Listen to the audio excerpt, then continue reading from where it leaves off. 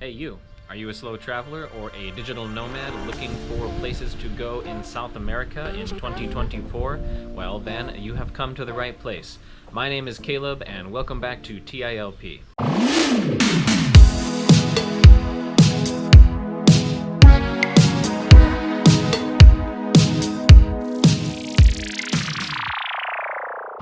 So, as some of you that have been here for a long time may already know, Shaylin and I have been traveling here in South America for probably about 3.5 years now, and we have other traveling experience in Latin American countries before this trip. So, we are, I wouldn't say experts, but pretty knowledgeable on a lot of places here in South America, and since we will be leaving South America and Latin America as a whole soon for Asia, we just wanted to give some of our highlights, and I wanted to tell you some of my opinions on best places for digital nomads and slow travelers specifically in 2024 in South America.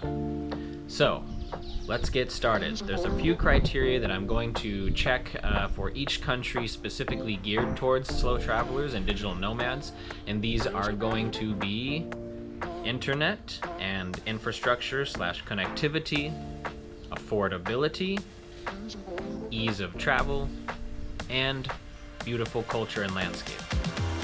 Number 1. The first country I'm going to talk about is Brazil.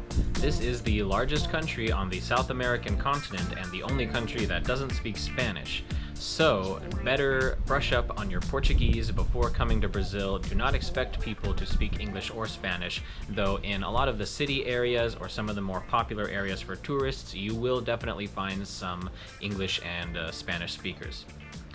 This is it's a beautiful country. It is absolutely amazing.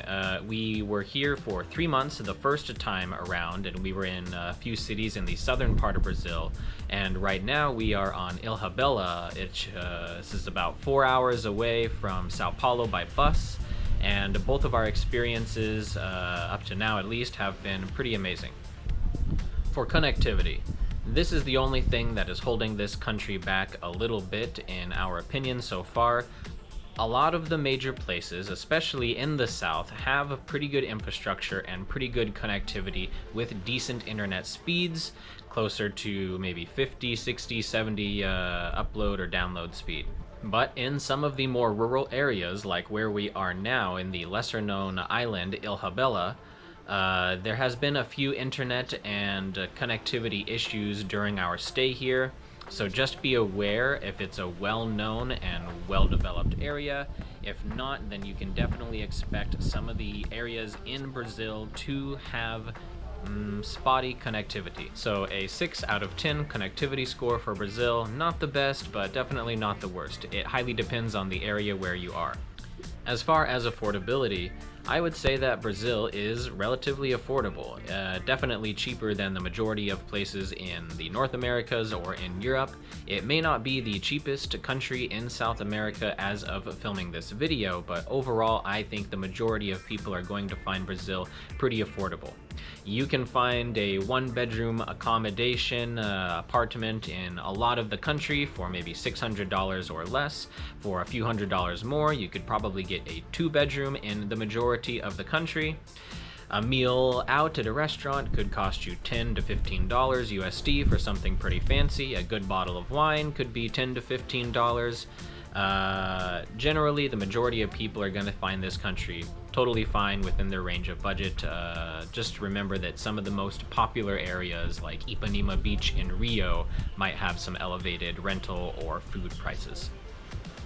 As far as ease of travel, Brazil is a pretty large country and it has a pretty good variety of landscapes, all of which are kind of worth seeing, from the southern parts to the Amazon to some small desert areas in the north and along the coast, all of the beautiful beaches.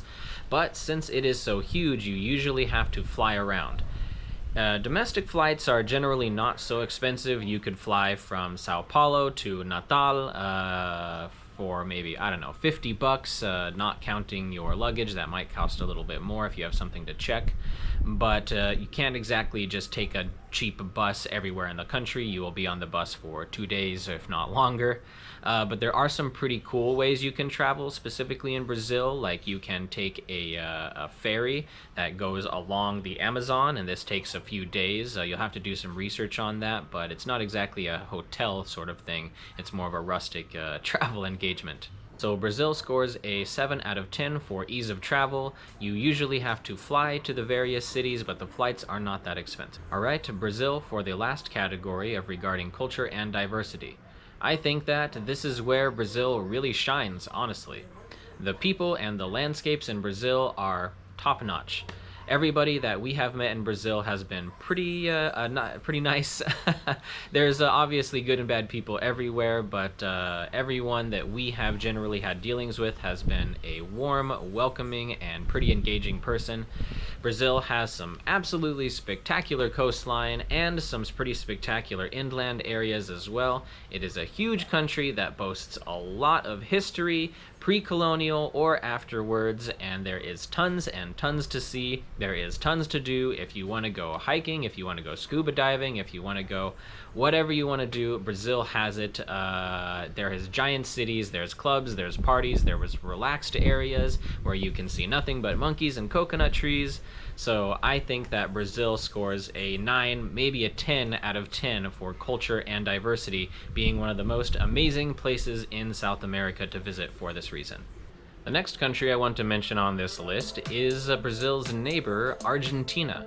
Also a relatively large country. We were there for 6 months in a few different cities from the very north to the very south, and we had an amazing time while we were there. It is a beautiful country, also full of beautiful people. Our experience working as digital nomads full-time while traveling in Argentina for 6 months lets us to believe that the connectivity in the vast majority of locations is really good. We had some of the best internet speeds in Argentina that we've seen anywhere in South America, upwards of 100 megabytes with fiber optic in some of the major cities. That was really nice, not having to worry about internet connectivity and general infrastructure. It's really nice as well. The majority of places in South America overall, you cannot necessarily drink the tap water, but in Argentina you can, at least in the majority of the major cities. So you can drink the tap water. The internet rarely ever went out. I don't think it went out maybe once the whole 6 months that we were there. And we had solid, good connectivity for working the entire time. The infrastructure in Argentina is pretty surprising. So overall, Argentina gets an 8 or 9 out of 10 for connectivity. During our entire 6 months in at least 4 different cities, we had no problems with any of the connections or really any power issues at all. The next category of affordability is also a good one for Argentina. Unfortunately, they have had a bit of an economic crisis over the last few years of filming this in 2024, but that means that it is a pretty affordable country right now for anybody dealing with specifically euros or dollars.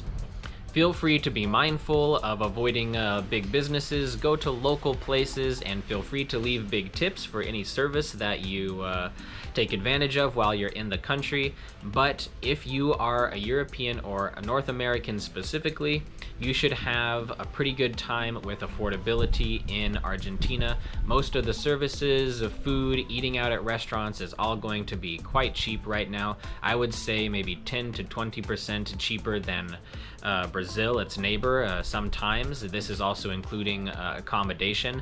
We, at least personally, were able to find a couple of good 2-bedroom places, all for under 600 in different cities, sometimes as low as 5 or under for a 2-bedroom in a city center area.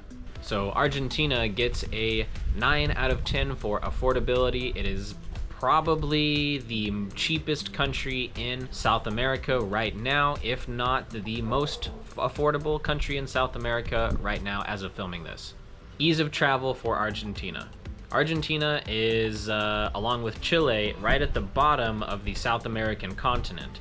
So it can be a little harder to travel to from North America or Europe just because it is so far away from everything, which may be something to keep in mind. The tickets to Argentina might be a little bit more expensive than some other countries. Argentina is a relatively large country, so you can take a bus to some places, like from the capital to Cordoba or from the capital to one of the cities where we stayed in, Rosario. But if you plan to go to some of the most amazing places like Bariloche or all the way down south to Ushuaia, which I highly recommend, it is a super unique city at the bottom of the continent, then you're going to probably have to take a plane or a 2 to 3 day bus ride again. Argentina, like most of South America, does not have a lot of trains. So Argentina gets a 7 out of 10 for ease of travel to and within the country. Argentina, like its cousin Brazil, also scores pretty high on cultural diversity and general landscapes and things to do. It is a pretty big country that has some amazing cities. I would debate that my favorite city I've ever been to ever is in Argentina, and this is Buenos Aires. Buenos Aires is a spectacular, beautiful, amazing city. I cannot recommend visiting it enough. If there's always something going on. You can go out, you can check out museums, beautiful parks, Chinatown, you can go out to some beautiful clubs and restaurants at night, so there's lots of wonderful people there. It's a great place. There are a pretty good variety of landscapes in Argentina as well. You can go up north to some place like Iguazu Falls or Posadas and get kind of that tropical rainforest vibe. You can go over to some place like Salta and get the desert. You can go into the Andes Mountains to some place like Bariloche. Or you can go all the way down south to see some snow and even penguins in Ushuaia, down at the very, very tip of the continent, kind of by Tierra del Fuego. These are all places I recommend. We went to a few of these and it is really awesome. The landscapes are awesome and there is tons of culture there with good food. They really like their dairy, they really like their meat, so you can get some pretty good steaks in Argentina as well. For our experience in Argentina, we give it a 8 out of 10 for cultural and landscape. The final country that I want to mention in South America, and this is debatably our favorite country, and we stayed there for almost 2 years, is Ecuador. Ecuador is a spectacular, kind of small, relatively unknown country on the northern side of South America. We lived in a few different cities from the mountains to the coast, and we enjoyed all of our time there. Infrastructure and internet connectivity for Ecuador. This is the one place that this small country struggles with a little bit.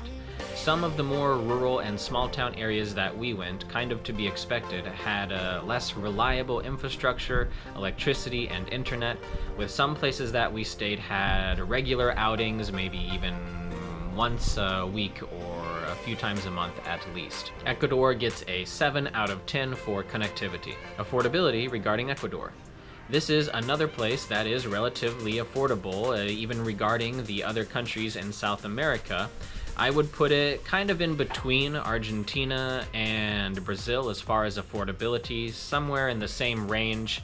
You're going to be able to find a 1 to 2 bedroom for maybe $700 to $500 depending on where. You should be able to eat out for as cheap as $5 to $10. You can have a good bottle of wine for probably $10 or under.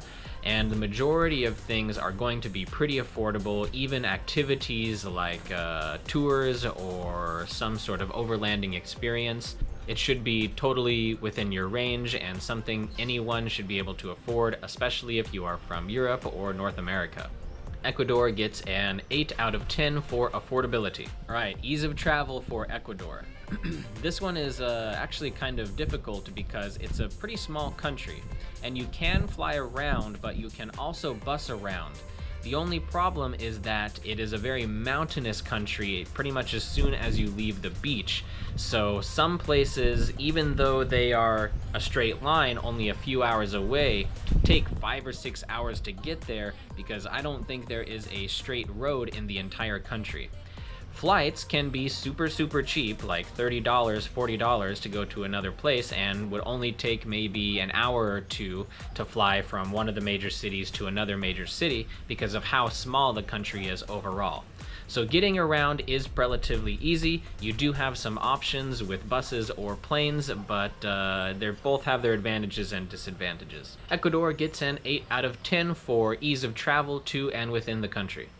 For the last category of cultural diversity and landscapes, Ecuador is one of our favorite countries we've ever been to. It has a pretty unique blend of cultures, diversities, and landscapes. First, you have the Andes Mountains, which cover the majority of the country. This is where you can try a lot of cool traditional food, even some unorthodox things like a guinea pig. You can see a lot of people selling traditional things or fruits or various wares, and there's some really amazing waterfalls and some really amazing views.